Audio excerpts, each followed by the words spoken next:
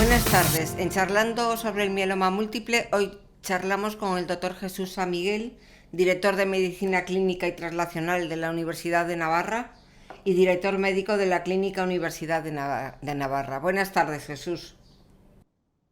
Muy buenas tardes.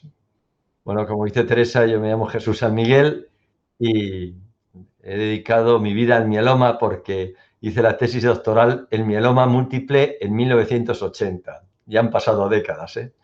Muy bien. ¿Y qué ha ocurrido durante todas estas décadas?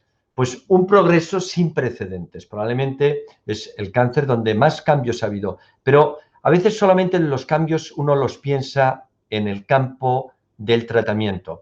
Y ha habido cambios claves también en toda la innovación del diagnóstico. Al diagnóstico hay que pensar en que el mieloma es una enfermedad de las proteínas y ha habido mucha innovación en diagnóstico de proteínas con técnicas como la inmunofijación, las cadenas ligeras libres, que nos permiten precisar mucho mejor cuándo es el grado de respuesta o el riesgo de recaída de un paciente o de progresión en el caso de un mieloma aquiescente. Y está llamando a la puerta otra técnica nueva que es la espectrometría de masas, que también va a perfeccionar más ese diagnóstico de la proteína. A nivel de la médula ósea, hoy tenemos que la utilizamos no para mirar solo la morfología, la cantidad de células plasmáticas, sino para medir las características antigénicas, el inmunofenotipo, lo cual ha sido clave para desarrollar las técnicas de enfermedad mínima residual. Fíjense ustedes, hoy podemos detectar, tras un tratamiento eficaz, la persistencia de una célula tumoral entre 1 millón de células normales. Esa es la sensibilidad que alcanzan las técnicas de enfermedad residual. Hoy podemos medir por inmunofenotipo las células circulantes y el Grupo Español va a hacer muy pronto una contribución que va a ser clave. Cómo esas células circulantes predicen el riesgo de progresión de las formas premalignas a malignas, pero sobre todo, también dentro de los mielomas activos, nos permite identificar distintos grupos de riesgo. ¿Qué hablar de la genética? Las técnicas de hibridación in situ que nos permiten caracterizar genéticamente el mieloma y saber que no hay un mieloma sino distintos tipos de mieloma. Y estamos ya hablando también de paneles para poder conocer no solo esas alteraciones citogenéticas, esas alteraciones que detectamos por hibridación in situ, sino también las mutaciones en genes que pueden ser claves. Y esto en el campo del diagnóstico de laboratorio, pero unido a ello ha venido los cambios en el diagnóstico de imagen. Antes, un mieloma solo mirábamos mediante radiología convencional si tenías lesiones óseas o no, mediante radiología convencional. Hoy podemos precisar esas lesiones mediante técnicas como el TAC. Fíjense, un paciente tiene que haber perdido un 30% de masa ósea para que se produzca una lesión lítica por radiología, para que se vea una lesión lítica por radiología convencional. Y el TAC la puede detectar mucho antes. La resonancia nuclear magnética, que nos permite detectar no lesiones líticas, lesiones focales que anteceden a la lítica, o el PET, que nos permite ver la actividad de las células en esas lesiones, la actividad metabólica de las células. Y hasta ahora solo hacíamos PET con glucosa. Ahora también estamos haciendo PET con otros radiotrazadores, con radiotrazadores unidos a anticuerpos monoclonales muy precisos o con metionina, sobre el cual nuestro grupo está investigando mucho porque es un radiotrazador que es más sensible y más específico que la glucosa. Por tanto, un cambio de paradigma en el diagnóstico. Antes el mieloma lo diagnosticábamos con una electroforesis, un examen morfológico de médula ósea y una radiología convencional.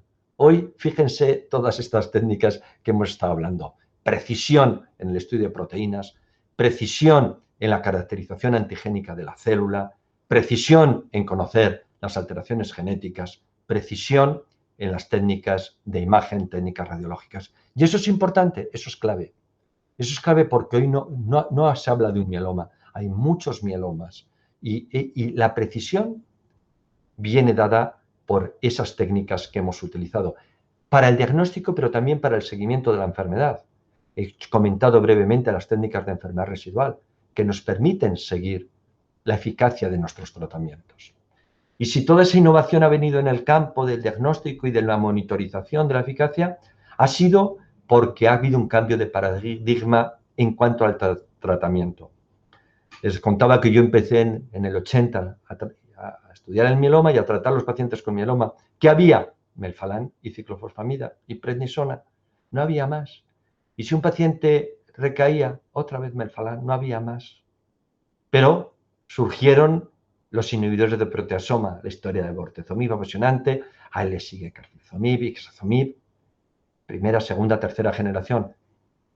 Los inmunomoduladores, talidomida, y a él le sigue la enalidomida, pomalidomida, y están llamando a la puerta dos nuevos CELMoD, dos nuevos inmunomoduladores, que pueden ser todavía más eficaces que los anteriores.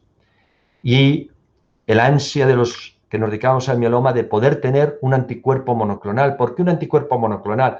Porque las células tumorales tienen antígenos y poder detectar ese antígeno mediante un anticuerpo que, uniéndose a la célula tumoral, ayudar a destruirla, era algo que sabíamos que en los linfomas era muy eficaz, pero en el mieloma no. Y surgió CD38, primero daratumumab, ahora isatuximab, anticuerpos desnudos, pero que dirigidos a la célula tienen una capacidad enorme de destruirla. Y además, que combinan muy bien, especialmente con los inmunomoduladores.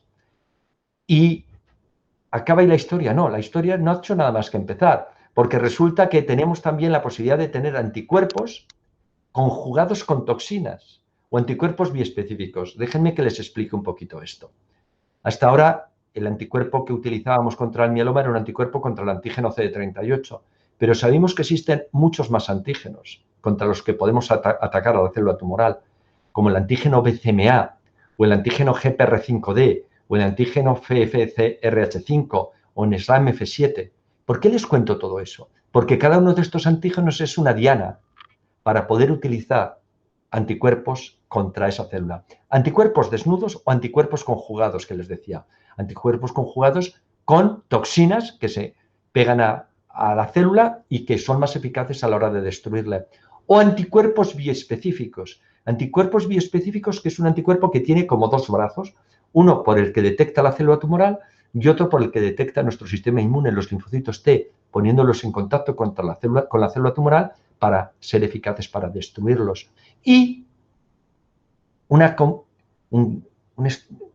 cambio de nuevo de paradigma. La terapia celular unida a la terapia génica. Los CAR T-cells, que es aquello en el cual uno coge los linfocitos del enfermo, linfocitos que, por desgracia, el sistema inmune es capaz de bloquearlos y no son capaces de controlar la célula tumoral, pero los modificamos genéticamente. Modificándolos genéticamente en el laboratorio, ¿para qué? Para que sean mucho más activos esos linfocitos y con una capacidad específica de reconocer a la célula tumoral. Y actuando de esta manera, los CAR-Ts, igual que los biespecíficos, son capaces de producir respuestas en un 60-70% de pacientes que no tendrían ninguna opción. Miren, nosotros hemos tratado, llevamos ya más de 40 y tantos pacientes tratados con CAR-Ts y algunos pacientes con una sola dosis de tratamiento siguen en respuesta completa, pacientes que no tenían más opciones. Y si recaen, tenemos algunos anticuerpos biespecíficos que hemos visto que tienen capacidad de rescatar. Y todo esto es gracias a algo que, y con esto quisiera cerrar esta intervención, es algo que es posible gracias a los ensayos clínicos. A veces el paciente, por desinformación, piensa que entrar en un ensayo clínico pues puede ser un conejillo de Indias. Nada más lejos de la realidad. Miren, para que un ensayo clínico se apruebe, lo tiene que aprobar las agencias reguladoras, la Agencia Europea. Saben ahora todo el lío que hay con las vacunas, cómo les han tenido que aprobar las agencias, la americana, la Agencia Europea. Cuando hay alguna alteración, inmediatamente se detecta. Bueno, pues primero lo tienen que aprobar las agencias reguladoras, después los comités éticos. Y una vez aprobado, empieza el paciente a participar en el ensayo. Los ensayos clínicos, hay distintas formas de ensayo clínico. Puede ser un ensayo clínico para un nicho de un paciente que no tenía ninguna opción más. Así es como han empezado, por ejemplo, los CAR-T, los biespecíficos. Así han empezado todos los fármacos. Así empezó bortezomib. Así empezó la enalidomida. Pacientes que no tenían otra opción y pudieron recibir bortezomib o lenalidomida y hoy están con nosotros. 15 años después, gracias a que pudieron recibir ese fármaco. Pero muchas veces los ensayos son ensayos randomizados, que llamamos, en los que se compara lo mejor que hay ahora contra ese nuevo fármaco o la combinación de lo mejor contra ese fármaco. Y la seguridad que tenemos es que el paciente en el mejor de los casos va a recibir algo que puede ser un cambio de paradigma y en el peor va a recibir la rama control. Por tanto, tiene una seguridad de que va a recibir un tratamiento óptimo. Pero más aún, yo una vez hablando con un compañero cuando estaba en Salamanca de otra especialidad me decía: Jesús, es que parece que tú estás insinuando que los médicos mejores son los que hacen ensayos clínicos, que solo los que hacen ensayos clínicos son... Le dije, no, todos los médicos son buenos. Yo lo que estoy diciendo que yo cuando estoy tratando a un paciente en un ensayo clínico, hago mejor medicina por varios motivos. Primero, porque le estoy ofreciendo al paciente pues algo que puede ser mejor, pero sobre todo por la forma que tengo de enfrentarme a ese paciente. Cuando a veces trato a un paciente fuera de un ensayo clínico, pues hay pequeños detalles que se me pasan. Se me pasa a lo mejor preguntarle qué tal le ha sentado el último ciclo. Ha tenido muchos... Bueno, mal hecho, porque tenía que preguntárselo.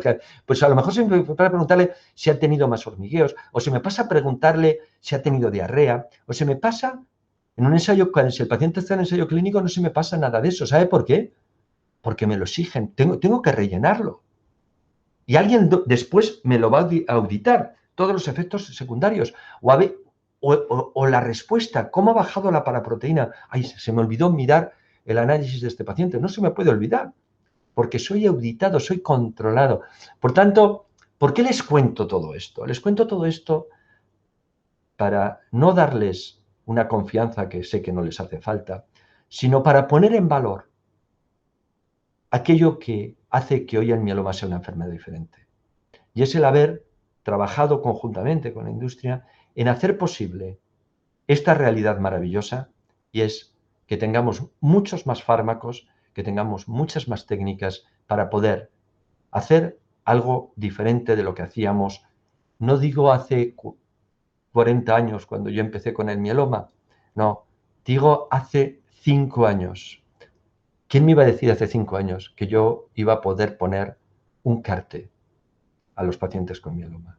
Que les podía ver volver a caminar por la calle con una sonrisa, que podía volver a rescatar, incluso después de la recaída de un cartel, con un bien específico. ¿Quién me lo iba a decir? No hace 5, hace 3 años. Así que sigamos soñando juntos, porque creo que el porvenir es muy atractivo para todos nosotros. Muchas gracias. Muchas gracias, Jesús, por haber estado esta tarde con nosotros. Siempre es un placer escucharte.